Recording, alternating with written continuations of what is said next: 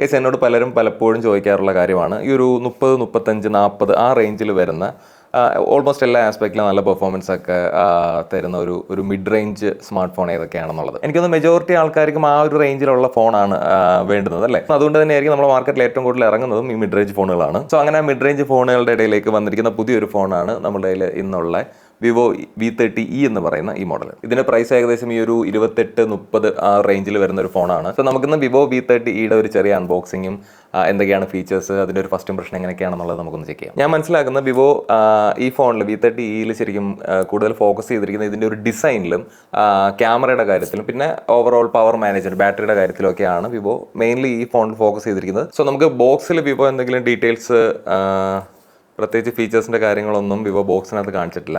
So നമുക്ക് അങ്ങനെയാണെന്നുണ്ടെങ്കിൽ നേരെ അൺബോക്സിങ്ങിലോട്ട് പോവാം. ഓക്കെ,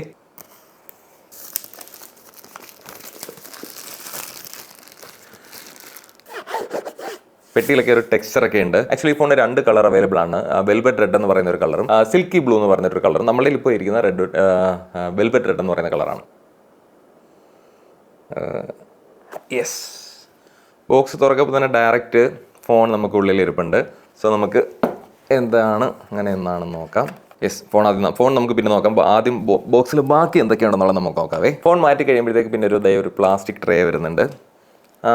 പ്ലാസ്റ്റിക് ട്രേക്കുള്ളിൽ നമുക്കൊരു മറ്റേ ട്രാൻസ്പെറൻറ്റ് കേസ് ഒരെണ്ണമുണ്ട്. ഡോക്യുമെന്റേഷൻ വരുന്നുണ്ട്. 44 വാട്ട്സിന്റെ ഒരു flash charge adapter, Type-A to Type-C cable ഉണ്ട്. ഒരു സിം ഇജക്റ്റിംഗ് ടൂൾ ഉണ്ട്. സോ ഇതാണ് നമ്മുടെ വിവോ V30e.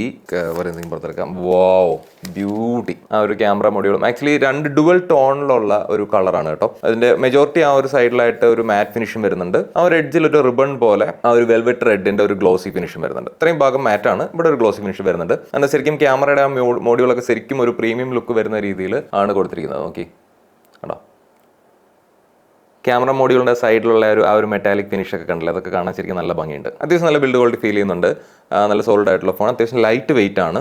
6.7 ഇഞ്ച് ആണ് സ്ക്രീൻ സൈസ് വരുന്നത്. എനിക്കൊന്നും അതിപ്പോൾ ഒരു സ്റ്റാൻഡേർഡ് ആയിട്ട് മാറും. ഓൾമോസ്റ്റ് ഇറങ്ങുന്ന എല്ലാ ഫോണുകളുടെയും ആ ഒരു ഡിസ്പ്ലേ സൈസ് ഇപ്പോൾ ഒരു 6.7 ഇഞ്ച് ആണ് ശരിക്കും വരുന്നത്. ഏകദേശം 178 ഗ്രാം വെയിറ്റ് ആണ് ഫോണിന് വരുന്നത്. കർവ്ഡ് ഡിസ്പ്ലേ വരുന്നുണ്ട്. നല്ല സ്ലിം ആണ് ഫോൺ കേട്ടോ. അതുകൊണ്ട് ഹോൾഡ് ചെയ്യാനൊക്കെ ശരിക്കും നമുക്കൊരു കംഫർട്ട് ഉണ്ട്. ഈ കർവ്ഡ് ഡിസ്പ്ലേ ആയതുകൊണ്ട് തന്നെ ഈ സൈഡിൽ മൊത്തത്തിൽ ബാക്കിൽ നിന്നാണെന്നുണ്ടെങ്കിലും ഫ്രണ്ടിൽ നിന്നാണെങ്കിലും ഒരു കർവ്ഡ് ഡിസൈനാണ് വരുന്നത്. സോ നമുക്ക് ഹോൾഡ് ചെയ്യാൻ കുറച്ചുകൂടെ ഈസിയാണ്. പിന്നെ ഫോണിന്റെ ബാക്കി ഡീറ്റെയിൽസിലേക്ക് വരുമ്പോൾ ടോപ്പിലേക്ക് വരുമ്പോഴത്തേക്ക് ഒരു മൈക്രോഫോൺ വരുന്നുണ്ട്. ഈ സൈഡിൽ വരുമ്പോഴത്തേക്ക് വോളിയം ബട്ടണും പവർ ബട്ടണും വരുന്നുണ്ട്. ലെഫ്റ്റ് സൈഡിലേക്ക് വരുമ്പോഴത്തേക്ക് ഒന്നുമില്ല.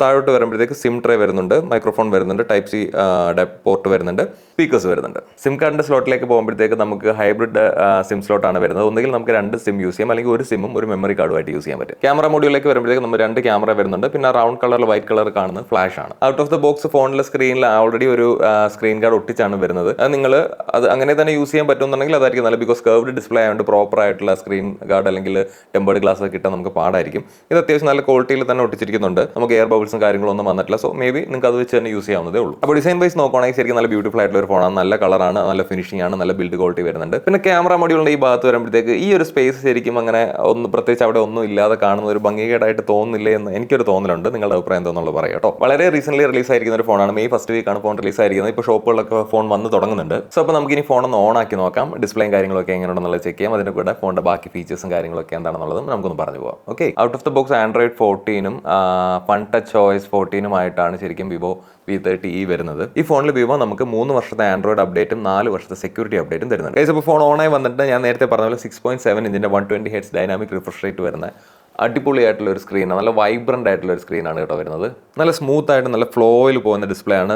ബെസൽസ് ഒന്നും ശരിക്കും കാണാനേ ഇല്ല. വളരെ തിന്നായിട്ടുള്ള ബെസൽസ് ആണ്. നമുക്കൊരു പഞ്ച് ഹോൾ സെൽഫി ക്യാമറയാണ് വരുന്നത്. നല്ല ബ്രൈറ്റ് ആയിട്ടുള്ള ഒരു ഡിസ്പ്ലേ ആണ്. ശരിക്കും 1300 നിറ്റ്സിന്റെ ഡിസ്പ്ലേ ആണ് വരുന്നത്. സോ നിങ്ങൾക്ക് ഡേ ടൈമിൽ പുറത്ത് ഫോണൊക്കെ യൂസ് ചെയ്യുമ്പോഴത്തേക്കും സ്ക്രീൻ കാണാനായിട്ടുള്ള ഒരു ബുദ്ധിമുട്ടിന്റെ പ്രശ്നങ്ങളൊന്നും വരാനുള്ള സാധ്യത ഇല്ല. ഡിസ്പ്ലേയുടെ സെറ്റിംഗ്സിലേക്ക് നമുക്കൊന്ന് പോകുമ്പോഴത്തേക്ക് നമുക്ക് അവിടെ സ്ക്രീനിന്റെ റിഫ്രഷ് റേറ്റ് നമുക്ക് അഡ്ജസ്റ്റ് ചെയ്യാൻ പറ്റുന്ന രീതിയിൽ വേണമെങ്കിൽ സ്മാർട്ട് സ്വിച്ച് ഇടാം, അല്ലെങ്കിൽ സ്റ്റാൻഡേർഡ് ഇടാം, അല്ലെങ്കിൽ ഹൈ ഇടാം. നമുക്ക് ഇഷ്ടമുള്ള രീതിയിൽ റിഫ്രഷ് റേറ്റ് സെറ്റ് ചെയ്തിടാം. അത്യാവശ്യം നല്ല കളർ റീപ്രൊഡക്ഷൻ ഒക്കെയാണ്. അപ്പോൾ നിങ്ങൾക്ക് യൂട്യൂബിൽ വീഡിയോസ് ഒക്കെ കാണാനാണെങ്കിൽ നല്ലതാണ് കേട്ടോ.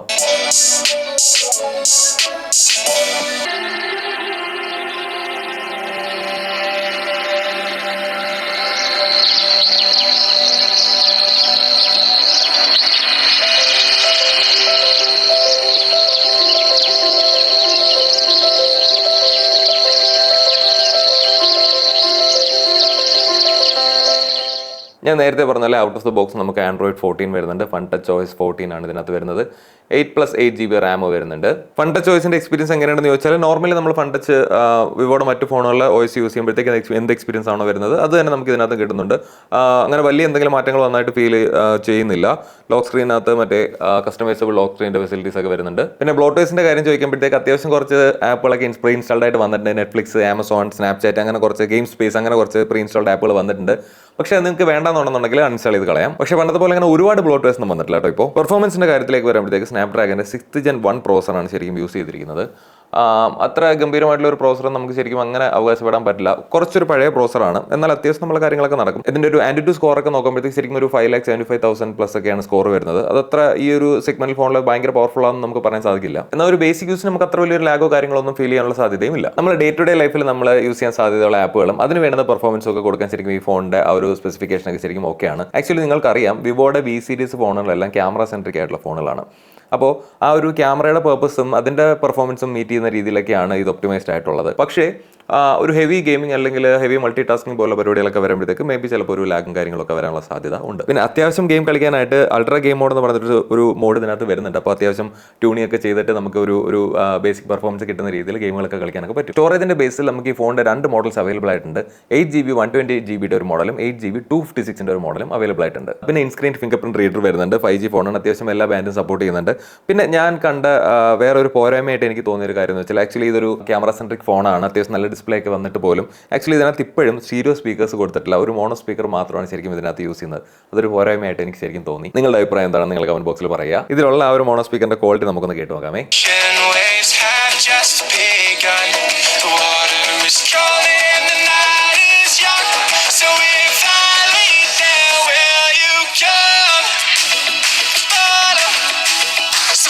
പിന്നെ മെയിനായിട്ട് വിവോ ഇതിനകത്ത് എടുത്ത് പറയുന്ന ഒരു ഫീച്ചറാണ് ഇതിൻ്റെ ക്യാമറ ഫീച്ചർ. ആക്ച്വലി ഇതിനകത്ത് 2 ക്യാമറയാണ് വരുന്നത്. 50 മെഗാപിക്സലിൻ്റെ ഒരു മെയിൻ ക്യാമറയും 8 മെഗാപിക്സലിൻ്റെ ഒരു അൾട്രാ വൈഡ് ക്യാമറയാണ് വരുന്നത്. അതിൽ 50 മെഗാപിക്സലിൽ 1.8 ഓപ്പണിംഗ് ആണ് വരുന്നത്, അപ്പേച്ചറാണ് വരുന്നത്. അതുകൂടാതെ ഒപ്റ്റിക്കൽ ഇമേജ് സ്റ്റെബിലൈസേഷനും വരുന്നുണ്ട്. മറ്റൊരു സംഭവം ഇതിനകത്ത് ഓറ ലൈറ്റ് എന്ന് പറഞ്ഞിട്ട് ഒരു സംഭവം കൊടുത്തിട്ടുണ്ട്. ശരിക്കും അത് ഇതിൻ്റെ ഫ്ലാഷ് ലൈറ്റ് തന്നെയാണ്. പക്ഷേ അതിൻ്റെ വേറൊരു പോസിബിലിറ്റി എന്താണെന്ന് വെച്ചാൽ ശരിക്കും ആ ലൈറ്റിൻ്റെ ടോൺ നമുക്ക് അങ്ങോട്ടും ഇങ്ങോട്ടും അഡ്ജസ്റ്റ് ചെയ്യാൻ പറ്റും. ഒന്നുകിൽ നമുക്ക് വാമാക്കാം അല്ലെങ്കിൽ നമുക്കത് കൂളാക്കാം. അതുകൊണ്ട് നമുക്ക് വേണമെങ്കിൽ വാമാക്കാം, ഇതുപോലെ വാമാക്കാം, അല്ലെന്നുണ്ടെങ്കിൽ തിരിച്ച് വേണമെന്നുണ്ടെങ്കിൽ ഇതുപോലെ കൂളാക്കാം. അത്യാവശ്യം നല്ലൊരു ക്യാമറ സിസ്റ്റം തന്നെയാണ് ശരിക്കും ഫോണിൽ വരുന്നത്. നമുക്ക് അത്യാവശ്യം നല്ല നൈറ്റ് ഫോട്ടോഗ്രാഫി എടുക്കാം, നല്ല പോർട്രേറ്റ് ഫോട്ടോസ് ഒക്കെ എടുക്കാം. അത് കൂടാതെ ഫ്രണ്ട് ക്യാമറയും ബാക്ക് ക്യാമറയും യൂസ് ചെയ്തിട്ട് നമുക്ക് 4K 30 FPS വരെ വീഡിയോ ഷൂട്ട് ചെയ്യാൻ പറ്റും. സോ ഒരു ക്യാമറ സെൻട്രിക് ഫോൺ ആയതുകൊണ്ട് തന്നെ ക്യാമറയായിട്ട് ബന്ധപ്പെട്ട കാര്യങ്ങളിൽ വിവോ അത്യാവശ്യം കാര്യങ്ങളെല്ലാം ശ്രദ്ധിച്ച് തന്നെയാണ് ചെയ്തിരിക്കുന്നത്. പിന്നെ നെക്സ്റ്റ് ഇതിൽ വിവോ ഹൈലൈറ്റ് ചെയ്തിരിക്കുന്ന സംഭവമാണ് ഇതിന്റെ ബാറ്ററി കപ്പാസിറ്റിയുടെ കാര്യം. 5500 mAh ഒരു ബാറ്ററിയാണ് ശരിക്കും ഇതിൽ കൊടുത്തിരിക്കുന്നത്. നമുക്ക് അതിന് 44 വാട്ട്സിന്റെ ഫാസ്റ്റ് ചാർജിങ് വരുന്നുണ്ട്. ശരിക്കും 5500 mAh ബാറ്ററി ആയിട്ട് പോലും ഈ ഫോണിന്റെ ഫോം ഫാക്ടർ ഇത്രയും സ്ലിം ആയിട്ട് വെച്ചിരിക്കുന്നത് ശരിക്കും അതൊരു ബ്രില്യൻ്റ് ആയിട്ടുള്ള പരിപാടി തന്നെയാണ്. അതുകൂടാതെ 4 വർഷം എടുത്താലും ഇതിന്റെ ബാറ്ററി കപ്പാസിറ്റി അല്ലെങ്കിൽ ബാറ്ററി ഹെൽത്ത് 80% താഴെ പോകില്ല എന്നാണ് ശരിക്കും വിവോ അവകാശപ്പെടുന്നത്. ഏകദേശം ഇതൊക്കെയാണ് വിവോ V30 വിശേഷങ്ങൾ. ഈ ഫോണിനെ പറ്റി നിങ്ങളുടെ അഭിപ്രായം എന്താണെന്നുള്ളത് നിങ്ങൾ കമന്റ് ബോക്സിൽ പറയുക. അതിനെപ്പറ്റി മറ്റെന്തെങ്കിലും ഡൗട്ട്സോ മറ്റോ കാര്യങ്ങളുണ്ടെങ്കിൽ നിങ്ങൾ അതും ചോദിക്കുക, എനിക്കറിയാവുന്നതൊക്കെ ഞാൻ പറഞ്ഞുതരാം. ഏകദേശം 28,000 മുതൽ 30,000 വരെയാണ് ഈ ഫോണിന്റെ ഒരു റേഞ്ച് വരുന്നത്. സോ ഈ ഫോൺ നിങ്ങൾക്ക് ഇഷ്ടപ്പെട്ടു, നിങ്ങൾക്ക് വാങ്ങാൻ താല്പര്യം ഉണ്ടെന്നുണ്ടെങ്കിൽ നമ്മുടെ കൊല്ലത്തെ സ്കൈസെൽ ഫോൺ അവൈലബിൾ ആയിട്ട് വന്നിട്ടുണ്ട്. നിങ്ങൾ കോൺടാക്ട് ചെയ്യുക, ഡീറ്റെയിൽസ് ഞാൻ ഡിസ്ക്രിപ്ഷൻ ബോക്സിൽ കൊടുത്തിരിക്കാം. സോ ഗൈസ്, അപ്പോൾ നമുക്ക് വീണ്ടും മറ്റൊരു വീഡിയോയിൽ കാണാം. That's it, by.